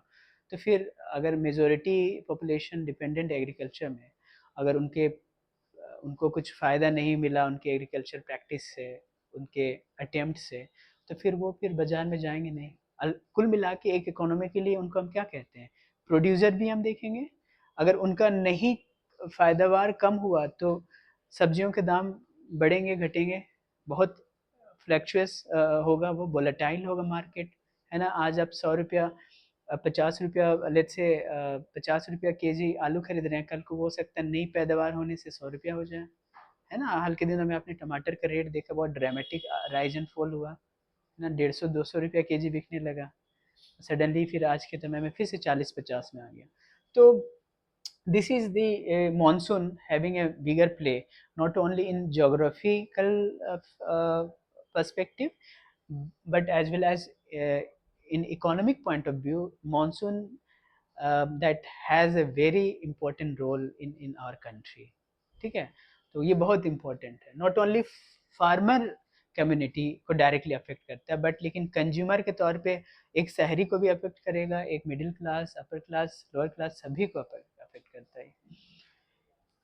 तो सेकंड थिंग, द मानसून इस बार हमने देखा लगभग 8% ज़्यादा बारिश हुई है। अगर आप देखते होंगे, न्यूज़ फॉलो कर रहे हैं, तो औसत से 8% ज़्यादा बारिश हुई। अभी भी जब देख रहे हैं कि बारिशें कितनी हुई है, almost fields are full with water. So अगर करीब क्रॉप्स हैं तो उनके लिए हमेशा पानी चाहिए होता है खेतों में, जहाँ तक आप जानते हैं, चाहे वो पैडी हो जो मेजर क्रॉप है, तो वो एक क्या है, अच्छा मानसून है तो अच्छी पैदावार होगी, ये उम्मीद लगा रहे हैं। देन फिर buoyant service sector, service sector again one of the leading contributor in our GDP. तो सर्विस सेक्टर हमेशा से ही अच्छा परफॉर्म करती है, कुछ उतार चढ़ाव जरूर हुए लेकिन service sector is doing very well. So service sector की आप अगर ग्रोथ परसेंटेज देखते हैं तो अबाउट मोर देन 8 to 9% के रेट के हिसाब से वो फिर इसकी ग्रोथ है। सो this is always good. Country की एवरेज ग्रोथ क्या है, हमारी जीडीपी ग्रोथ रेट है समवेयर अबाउट 6.4 to 5। अभी आरबीआई ने भले कहा कि 6.8% का वो फ्यूचर ग्रोथ होगा, लेकिन more than 6.5% is very good. लेकिन service sector is one of the leading growing sector, which is having somewhere about 9% of the growth rate. So service sector is doing well. Now second is the steady employment situation. No, in recent year employment situation को समझने के लिए आपने EPFO का नाम सुना होगा, employment provident fund organisation. They have told that कि about new age group means about 18 to 30 के उम्र के लोगों ने लगभग more than about 30 to 40 lakh people enrolled in the EPFO scheme. यानी ईपीएफओ में वही जनरली होते हैं जिनका सैलरीड लोग होते हैं. यानी अगर नए इंट्रेंट्स आए, नए लोग आए, 20-30 लाख के आसपास लोग आए, तो इसका मतलब है कि नए लोगों को जॉब मिला, एम्प्लॉयमेंट मिला. ठीक है.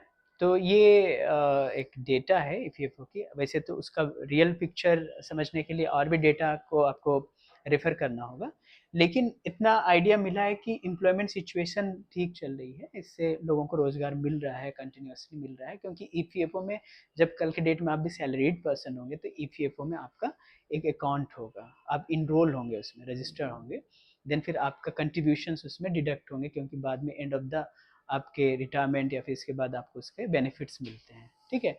तो ईपीएफओ में आपका आना मतलब क्या हुआ, आपको जॉब मिला. अगर 20-30 लाख लोग आए मतलब नए लोगों को जॉब मिला, यानी एम्प्लॉयमेंट सिचुएशन बेहतर रिकवरी फेज में है. और इससे एक है कि लोगों का इनकम बढ़ेगा. सिंपली यही हम कह सकते हैं. इनकम बढ़ेगा मतलब हम एक इकोनॉमी में क्या देखेंगे, कंज्यूमर्स बढ़ेंगे फिर, है ना. 2 लोगों ने 5 और लोग आएंगे जो आईफोन एप्पल लेने के लिए आएंगे लाइन में. सो कंज्यूमर्स बढ़ेंगे. ये employment situation. And GST rationalisation is very important. आप सभी ने देखा कि जीएसटी के जो मल्टी स्लैब्स थे वो उन्होंने उसे रिड्यूस करके बेसिकली 3 स्लैब्स हैं, 0, 5 एंड 18. यानी उन्होंने 5 को उन्होंने मेरिट स्लैब के रूप में उनका टर्म दिया, मेरिट. अभी रिसेंटली जीएसटी काउंसिल मीटिंग कहाँ हुई थी? This is standard. बताइए कहाँ जीएसटी काउंसिल मीटिंग हुई थी? आपके राजधानी में, न्यू दिल्ली. कौन सा था ये? 56th. ठीक है, आप सभी देख लेंगे. एंड द एमपीसी कमेटी भी 56, 57 थी. तो this is both are the common that number in terms of meeting. ठीक है.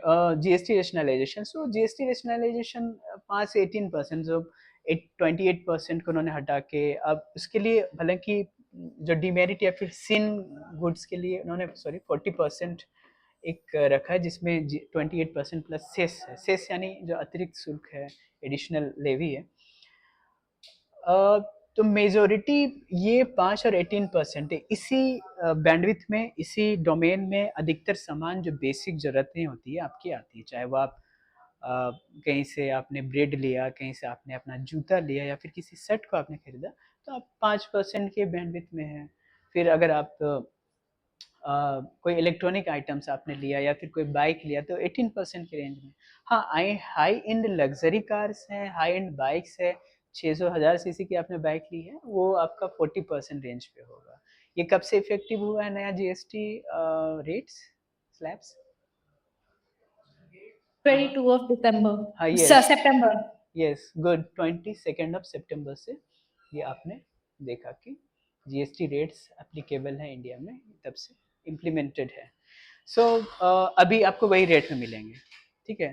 तो आपने देखा होगा कि अभी त्यौहार सीजन में, फेस्टिवल सीजन में बाइक्स की जो 350 सीसी, हाँ, एक 350 सीसी के लोअर सीसी वाले बाइक्स हैं, उसमें सेम 18% रेट है. उसके बियॉन्ड वाले जैसे 400 सीसी है, फिर आप रॉयल एनफील्ड की 650 सीसी लेंगे तो 1000 सीसी, उसमें 40% रेट होगा, यानी 28 प्लस सेस, तो 40%. तो ये रेट है. सो ये बिग रिलीफ है, जिसको हमारे कंट्री के प्राइम मिनिस्टर साहब ने, उन्होंने क्या कहा, ये एक क्या टर्म उन्होंने दिया उसके लिए, टैक्स रिलीफ, या फिर उन्होंने कर उत्सव के नाम से भी कहा कि भाई आपके पॉकेट्स में अल्टीमेटली कंज्यूमर को रिलीफ है. इस महंगाई में अगर कम रेट मिल रहा है तो अच्छी बात है. और वाकई में रिलीफ तो है काफ़ी स्ट्रेटा का, specially middle, lower middle class के लिए.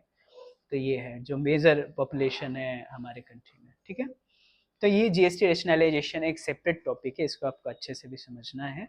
इसे आप देखिएगा तो GST, goods and services tax. Now ये एक फेवरेबल कंडीशन है with in the country. Now what about the और एक्सटर्नल दैट एक्सचेंजेस और अराउंड द वर्ल्ड क्या हो रहा है।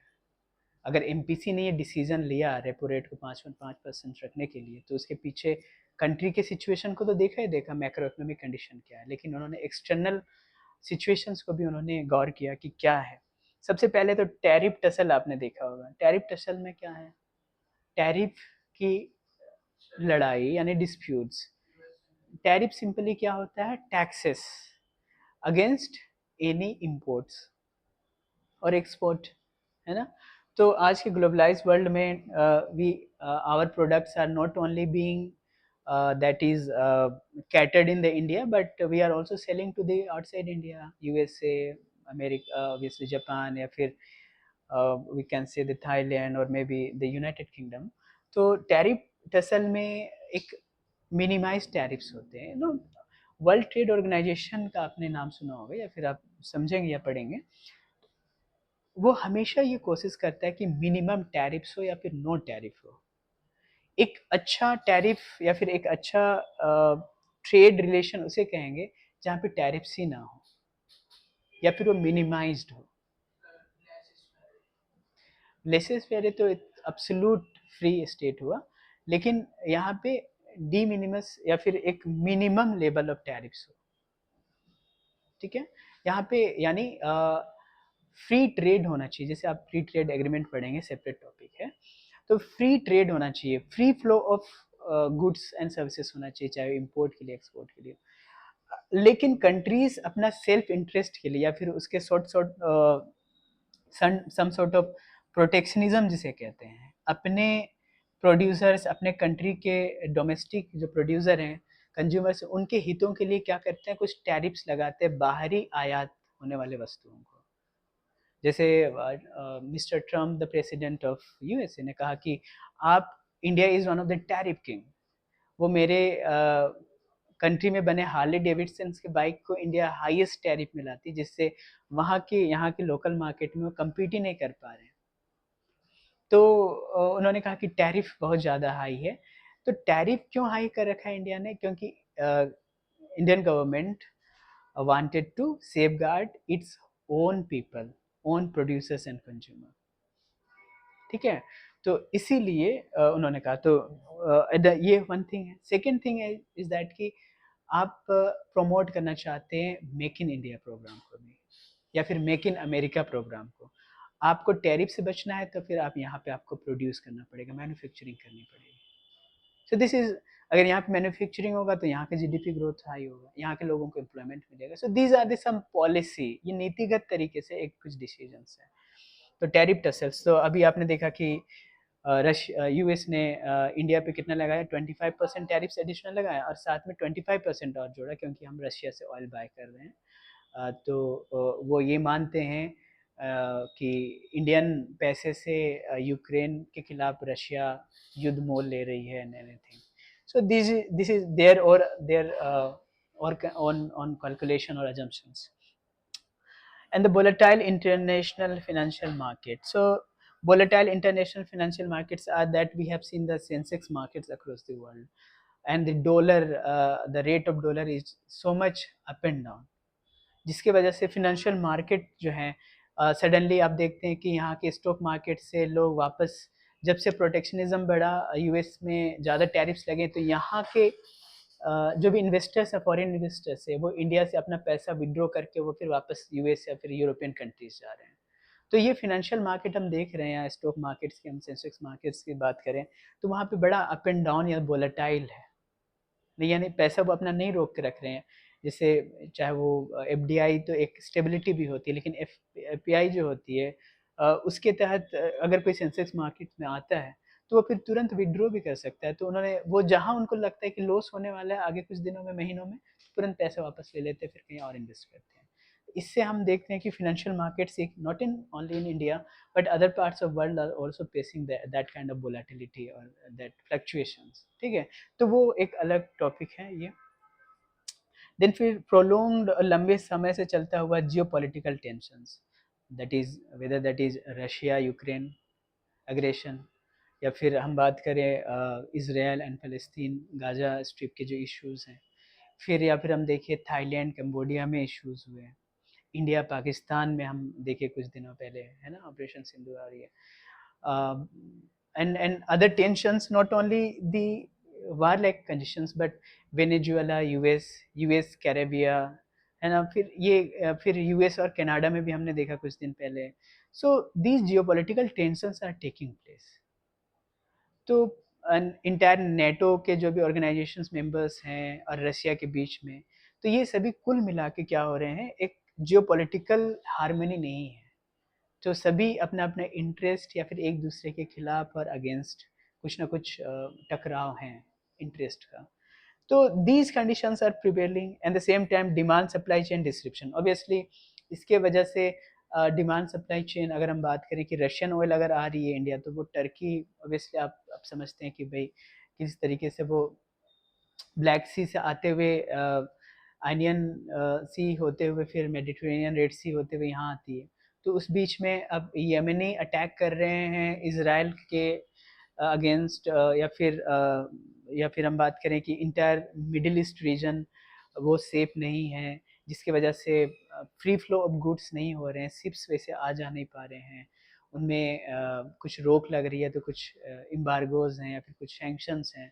तो या फिर इस तरीके से क्या हो रहा है, कुल मिला के सप्लाई चेन डिसरप्शन हो रहा है। तो जब हमें चाहिए कि तेल अभी तुरंत चाहिए हमारे यहाँ के व्हीकल्स के लिए या फिर हमारे रिफिनरीज के लिए, और वो आने में 2 दिन बाद आए, तो ऑब्वियसली आपकी चीज़ें रुकेंगी, आपकी इकोनॉमिक एक्टिविटीज़ हैम्पर होगा, रुकेगा, हर्डल होगा क्रिएट।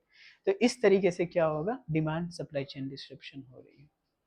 तो ये these are the scenario, means inside India things are doing well, but outside India things are little volatile. So in this situation RBI has to take a decision under the MPC committee. Then they have decided that कि we have to take the call that towards what, हम लोग अपने देश में ही rely करना पड़ेगा, अपना consumers को एक्सप्लोर करने पड़ेंगे, और ताकि हमें उससे क्या होगा, एक बेहतर इकोनॉमी, एक साउंड इकोनॉमी हम लोग बना सकें, बिल्ड कर सकें। So this is the whole idea behind this. So what are the landmark decisions, अब इससे समझ जाइए। सो वी हैव टॉक्ड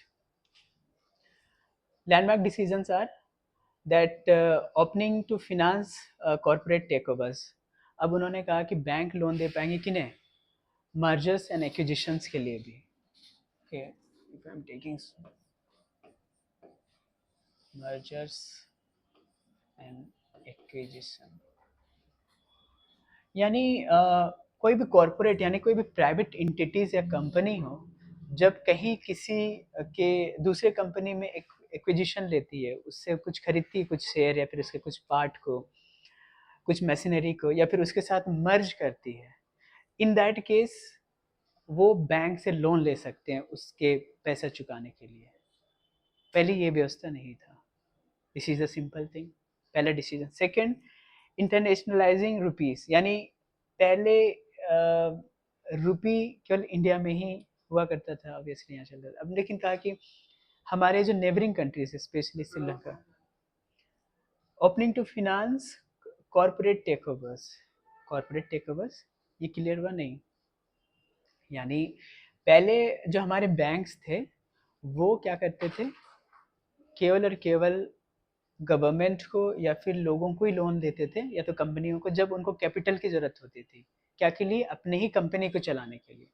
लेकिन अगर कोई कंपनी प्राइवेट कंपनी हो, वो चाहे कि वो दूसरे कंपनी को खरीदे, लेकिन उसके पास पैसा नहीं है, जैसे लेट्स से कि if I take a decision, जैसे वोडाफोन आइडिया को खरीदना चाहे, तो वो अपने पैसे से ही, या तो शेयर होल्डर से जो पैसा मिला उसी से खरीद पाएगी। लेकिन अगर उसके अलावा कोई और विकल्प है तो नहीं है, या तो अपना पैसा लीजिए या तो शेयर होल्डर से पैसा लीजिए। तो तीसरा ऑप्शन आरबीआई ने दिया अभी एमपीसी रिपोर्ट में डिसीजंस में, कि आप खरीदने के लिए, मर्जर या एक्विजिशन के लिए, लेट्स से वोडाफोन का आइडिया से लेना, हालांकि दोनों मिल गए आप, लेकिन अगर लेट्स से कि उस मर्जर के लिए पैसे की ज़रूरत थी, तो आप बैंक से भी लोन ले सकते थे। उन्होंने अभी ओपन अप किया था, पहले ये व्यवस्था नहीं था। तो ये इसीलिए बहुत इम्पोर्टेंट है, यानी आप मर्जर्स एक्विजिशंस ये बहुत आसान हो जाएंगे, है ना। तो ये लोन लेके सिंपली आप ले सकते। सेकेंड इज इंटरनेशनलाइजिंग रुपी। सो पहले क्या था कि लोन्स जो थे इंडियंस लिया करते थे रुपीज़ में, लेकिन अगर इन्हें ये कहा गया कि अब जो नेबरिंग कंट्रीज है जिनका हमारे साथ अच्छे फिनेंशियल और पॉलिटिकल रिलेशन है, तो उनमें से जैसे हम देखते हैं श्रीलंका है, नेपाल है, देन भूटान है, तो वहाँ के रेसिडेंट, वहाँ के सिटीजन भी इंडियन बैंक्स जो वहाँ पे हैं, जैसे ब्रांच होगा स्टेट बैंक काठमांडू में, ब्रांच होगा स्टेट बैंक का कोलंबो में, तो वहाँ से जाके वो इंडियन रुपीस में पैसे ले सकते हैं, क्या लोन ले सकते हैं। यानी उनका जो लोन होगा वो वहाँ के लोकल करेंसी पे नहीं होगा, जैसे रुपया है नेपाल की, या तो भूटान का क्या है, जैसे नुगल थ्रू में करेंसी अगर देखें, तो वो वहाँ जैसे लोन लेने का मतलब क्या है, इंटरेस्ट रेट फ्लोटिंग होते हैं। अगर होम लोन लेट से 9.5% है, तो अगर रेट इन्फ्लेशन रेट चेंज हुआ, रेपो रेट चेंज हुआ, तो 9.6 हो सकता है बढ़ने से, या तो 9.3 हो सकता है, वो तो सब्जेक्ट टू चेंज है ना, रेपो रेट के हिसाब से एमपीसी का। तो अगर वो इंडियन बैंक से लोन लिए तो रुपी डिनोमिनेटेड है, रुपी डिनोमिनेटेड मतलब रुपी के रेट के हिसाब से उनका लोन तय होगा, ना कि वहाँ की लोकल करेंसी के हिसाब से होगा। बात आप समझिए नहीं समझे, लेट मी टेल यू, अगर इसे हम समझते हैं कि लेट से मैं नेपाल का व्यक्ति हूँ, if I am person citizen of Nepal, I went to my bank, let's say Nepal का कोई एक बैंक है, Nepal banks, and I took a loan of 2 lakh rupees. उन्होंने कहा कि नेपाल के रुपया कितना डिफरेंस है इंडिया से, आपको पता है? इंडिया का अभी अगर हम इंडिया का रुपीस 1 रुपये है, तो नेपाल का कितना करेंसी होगा, कम से कम 2 या 2 से ज़्यादा रुपीस है इसका, ढाई के आस रुपया, या फिर जो भी शब्द उनका इस्तेमाल, रुपया या रुपया, तो दो, तो आप देख रहे हैं कितना डिफरेंस है ना। अगर वहाँ के सिटीजन रेसिडेंट चाहते हैं कि वो, और मान लेते हैं कि वो उन्हें यहाँ पे वो चाहे वो यहाँ वहाँ के सिटीजन यहाँ इंडिया में हो या फिर नेपाल में ही हो, अगर उन्होंने लोन लिया नेपाली व्यक्ति उसी के बैंक से, वहाँ के रुपया के हिसाब से, या फिर वहाँ पे लेट से स्टेट बैंक ऑफ इंडिया है, वहाँ पे ब्रांच है, उन्होंने लिया लोन इस रुपया के फॉर्म में, तो इसमें जो उतार चढ़ाव होगा उस इसका डिपेंड किस पे करता है, उस कंपनी के एक्सपोर्ट इंपोर्ट, या तो वहाँ की इकोनॉमी के आधार पे वहाँ की करेंसी डिसाइड होती है। डॉलर का रेट हाई है बिकॉज उसका प्रोडक्शन जीडीपी बहुत हाई है यूएस का, वहाँ की इन्वेस्टमेंट हाई है, तो इसीलिए डॉलर का वैल्यू बहुत हाई है, 90-80 रुपया के क्रॉस है। बट लेकिन नेपाली रुपीस, नेपाल छोटा देश है, उनकी इकोनॉमी इतनी स्ट्रॉन्ग नहीं है, साउंड नहीं है, तो उनका रुपया भी उस पर असर पड़ता है, उनका एक्सपोर्ट और इम्पोर्ट पर डिपेंड करता है, फ्लोटिंग रेट है ये, एक्सचेंज रेट। बट लेकिन अगर हम बात करें रुपया का, तो कंपेरेटिवली स्ट्रोंगर है ना नेपाल से, तो बैंक ने, आरबीआई ने ये स्कोप दिया है कि आप किसी इंडियन बैंक से आप इंडियन रुपी के रूप में उसी डिनोमिनेटेड आप क्या ले सकते हैं, लोन ले सकते हैं। तो आपका जो लोन है उसमें इंटरेस्ट रेट घटेगा बढ़ेगा, कितना लेना है वो रुपया पे आधारित होगा, ना कि रुपया पे, भले आप नेपाली व्यक्ति हो। ये स्कोप अभी नहीं था। इसका मतलब ये है कि नेपाल के लोग भी अब रुपया में ले सकते हैं, श्रीलंका के लोग भी ले सकते हैं, भूटान के लोग भी ले सकते हैं। अभी तो उन्होंने कम किया है, हो सकता है धीरे धीरे वो बढ़ाए, कल को थाईलैंड के लिए भी ऑप्शन हो, कल को यूएई के लिए भी ऑप्शन हो। ठीक है, तो ये स्कोप उन्होंने दिया कि जैसे अभी आप लोन लेते हैं, लेट्स से मैं ये कह रहा हूँ, आपको डॉलर में लोन मिलता है क्या? नहीं मिलता है। लेट्स से यूएस को कल लगे कि हम इंडिया में भी अपना बिजनेस और बढ़ाएंगे, तो डॉलर में लोन ले सकते हैं। This is such kind of arrangement, आप समझे अभी?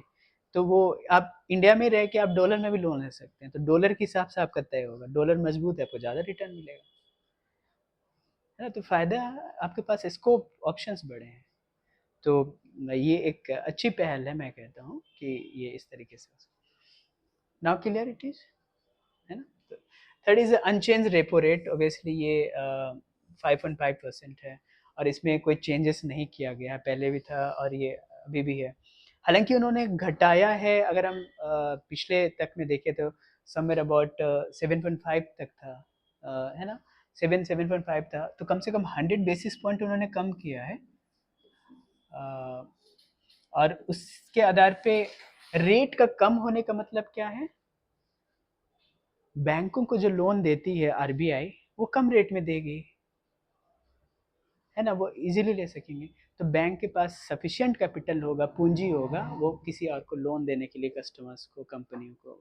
एक तो मनी सर्कुलेशन क्या होगा, एक बेहतर स्थिति में होगा, लबालब होगा, साउंड पोजीशन होगा, ठीक है, ये एक पॉइंट है। एंड न्यूट्रल स्टांस का मतलब है कि वो कोई एग्रेसिव नहीं है कि बहुत ज़्यादा एग्रेसिव, या फिर हम अकोमोडेटिव का मतलब होता है कि इसे और कम कर देती, 4.5 या 5 कर देती, और फिर हाई कर देती का मतलब क्या होगा, सॉफ्टन करती, और फिर एक एग्रेसिव होता है, जस्ट ऑपोजिट होता है, उसको और टाइट कर देती। ज़्यादा रेपो रेट बढ़ा देगी तो बैंकों को बहुत हाई रेट में मिलेगा, तो बैंक थोड़ा कतराएंगे लेने से, तो कम पैसा होगा, उनके पास कैपिटल होगा। तो कुल मिला के ये है, बट लेकिन यहाँ पे बहुत सारी बातें हैं। पॉइंट ये है कि इसे हम लोग बाद में बात करते हैं, लेकिन कुल मिला के ये आरबीआई ने तो ये तय कर दिया कि 5.5% है, ये उनकी रेट है, लेकिन ये बैंकों को करना है कि वो कितने रेट में कस्टमर्स को देगी या नहीं देगी। Because to realise this particular stance, bank has to take a decision, bank has to take a call on this, कि वो ट्रांसलेट कितना करती है। आपने तो कम में पैसा दे रहे हैं, लेकिन जैसे इट्स लाइक ऑफ दैट कि घर से आपको पैसा तो मिल रहा है, लेट्स से 15, 20, 25 हज़ार या 10 हज़ार जो भी है, लेकिन आप उसका कितना यूज़ कर रही है तो आप पे है ना। कोई कहेगा कि उसे तो 20 हज़ार मिल रहा है तो अच्छा खासा पैसा मिल रहा है, लेकिन आप कितना खर्च करें, नहीं खर्च करें, या फिर उसे उड़ा रहे हैं, ये तो आप पे डिपेंड करता है। आपको तब 20 हज़ार कम पड़ जाएगा, आपको शायद 50 हज़ार लेना पड़ेगा फिर उसके लिए घर से, लेकिन किसी के लिए 10 हज़ार से भी वो इफिशिएंटली काम कर रहा है तो वो कर रहा है। तो ये कुल मिला के बैंकों को डिसाइड करना है। आरबीआई ने तो जैसे कुछ एक्सपर्ट कहते हैं कि 5.5 से इसे और थोड़ा कम करते तो ज़्यादा अच्छा होता, लेकिन नहीं, अगर और करेंगे तो वो बैंकों को करना है ना, भाई आप कितना मार्जिन में काम करना चाह रहे हैं, ठीक है, तो ये डिपेंड करता है ये।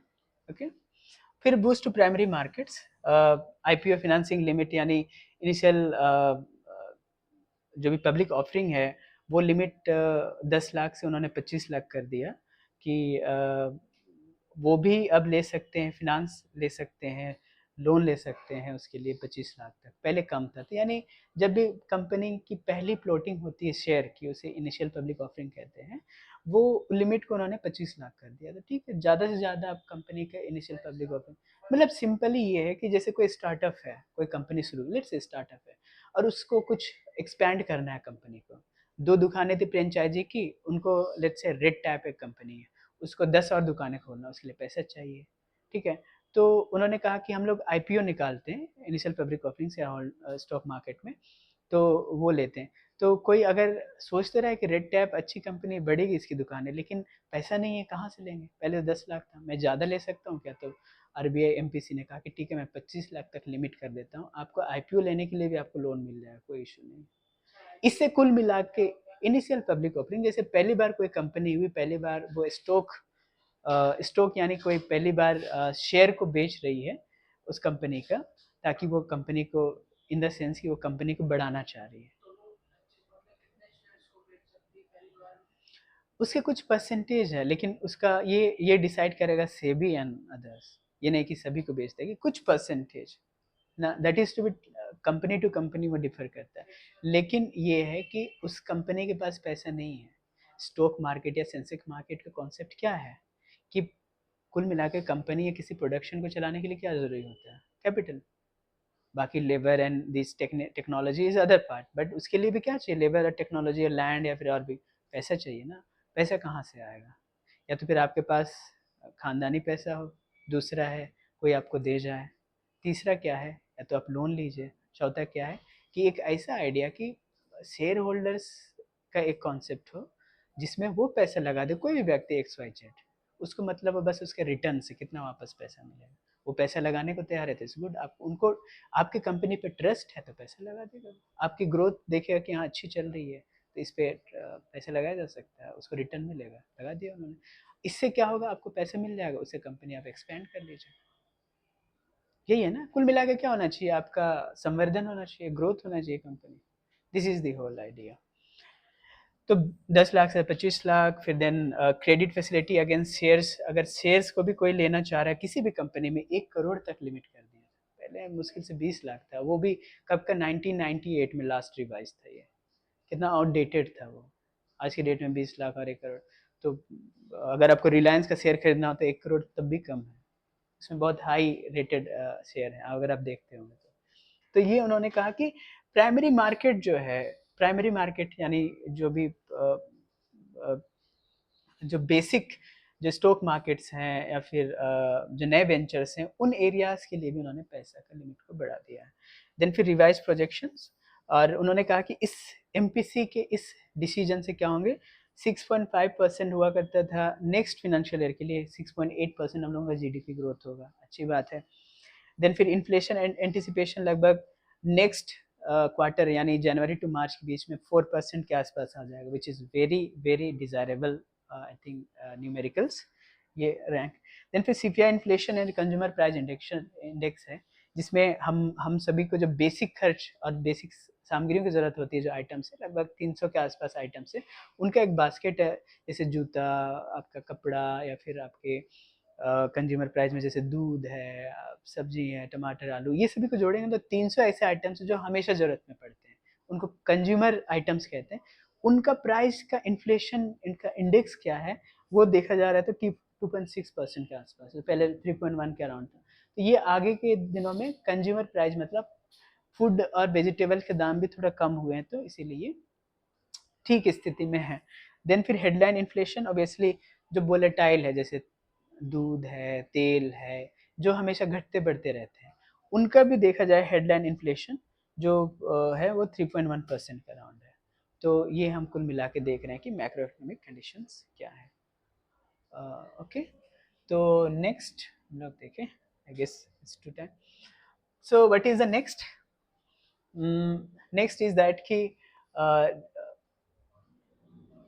resilient growth outlook supported by domestic drivers। obviously जब से ये देखा जा रहा है तो ये अब हमारा जो डोमेस्टिक है, कुल मिला के एमपीसी का यही विज़न है या फिर यही ऑब्जर्वेशन है कि हम लोग बाहर से ज़्यादा अपने डोमेस्टिक, अपने नेशन कंट्री पे ज़्यादा ध्यान दें, उसी से हमारा इकोनॉमी बेहतर होते रहेगा। Because we can not be more dependent upon outside. जैसे टैरिफ हाई किया यूएस ने, रशिया से हम लोग को कम रेट पे ऑयल मिल रहा है, लेकिन ईरान से उन्होंने सैंक्शन कर दिया, वेनेजुएला से हम ले नहीं पा रहे जब से सैंक्शन हुआ। तो इस तरीके के इश्यूज को हमें ओवरकम करना है, तो हमें अपने देश पे, अपने लोगों पे फोकस करना चाहिए, ये सबसे पहली थिंग है। रिजिलियंट आउटलुक का मतलब है कि भले हम लोगों को कुछ इन्फ्लेशन हाई देना पड़ा, बट लेकिन एक टाइम के बाद ये कम होगा। Okay, then front loaded MPC actions, यानी फ्रंट लोडेड का मतलब है जो बिल्कुल फोकस्ड एक्शन है, जैसे हमने जितना भी अभी देखे उनका एक ही टर्म क्या है, फ्रंट लोडेड एमपीसी एक्शंस। जो भी डिसीजंस हैं वो फ्रंट लोडेड टर्म्स कहाँ से लिया गया है? वॉशिंग मशीन में आप जानते हैं फ्रंट लोडेड, जिसको ऐसे कपड़े जो सबसे ज़्यादा गंदे हैं उसको सबसे पहले जोरों से धोना है, तो उसे हम लोग क्या करते हैं, वॉशिंग मशीन को फ्रंट लोड मोड में लेके आते हैं। तो this is what, okay. And in tune with physical measures, RBI अगर करती तो हमको उन्हें क्या कहते हैं, मॉनेटरी मेजर्स, मॉनेटरी पॉलिसी। और अगर गवर्नमेंट करती तो उसे क्या कहते हैं, फिजिकल मेजर्स। तो फिजिकल मेजर्स क्या थे, जैसे जीएसटी का रेशनलाइजेशन है ना, उसमें टैक्स को 5 और 18% में मेजोरिटी को लेके आना, is something a physical measure. Then primary market को हार्नेस करना, बैंक के रिस्क हैंडलिंग कैपेसिटी को देखते हुए, क्योंकि कैपिटल है, तो इसीलिए हम लोग क्या देख पा रहे हैं कि बैंक अब प्राइमरी मार्केट यानी शेयर होल्डिंग स्टॉक मार्केट पे भी अब लोन लेके लोग शेयर खरीद सकते हैं, उसका रेंज बढ़ा दी गई है, ये एक देखा गया। देन फिर some of the things which RBI also unveils, जो फ्यूचर में है, जो आरबीआई अपने बैंकिंग सिस्टम को स्ट्रेंथ करने के लिए बढ़ाने वाली, उसमें से ईसीएल फ्रेमवर्क है, जैसे expected credit loss framework and Basel 3 norms. ये बैंकों को सेफगार्ड करने के लिए, हम लोग इसको सेपरेटली डिस्कस करेंगे वो, लेकिन अभी नहीं, बाय 2027 ये होगा। तो इससे things which is to be looked into the future, but लेकिन हाँ, ये उन्होंने एक आइडिया दिया है कि ये होगा। Then further more regulation and insurance में प्रीमियम्स को लेके जो होगा वो रिस्क बेस्ड ना हो कि उसे स्टैंडर्डाइज करना है। देन फिर रिजर्व बैंक एक प्रपोज है रेगुलेटरी रिस्ट्रिक्शन, अगर कोई था पहले जैसे business undertaking by bank and its group entities, तो उनको हटा देने वाली है कि बैंक भी अभी कोई कोई बिजनेसेस में अपना ओवरलैपिंग होता है तो उन्हें रिस्ट्रिक्ट नहीं करना, उनको भी करने देना। तो यानी आप पूरे रेगुलेटरी मैकेनिज्म को सॉफ्टन कर रहे हैं एक तरह से, यही आप समझिए आरबीआई का, ताकि ज़्यादा से ज़्यादा लोग हर एरिया जो इकोनॉमी का है उसे आप एक्सप्लोर कीजिए, एक्सप्लॉइट कीजिए और अपना बेनिफिट और कंट्री के इकोनॉमिक ग्रोथ में कंट्रीब्यूट कीजिए। This is what the idea behind this decision. And capital market में लेंडिंग जो बैंक के द्वारा देना है, उसमें भी वो रेगुलेटरी सीलिंग जो है उसको भी कम करने के लिए कर रही है, ताकि ज़्यादा से ज़्यादा लोग डेट सिक्योरिटीज़ ले या फिर ज़्यादा से ज़्यादा मार्केट को वो ये कर सके। ओके, तो this is what the today's discussion. Okay, and behind that we'll try to I guess it's ये कुछ क्वेश्चंस है, we'll discuss on later on I guess, already बहुत समय हो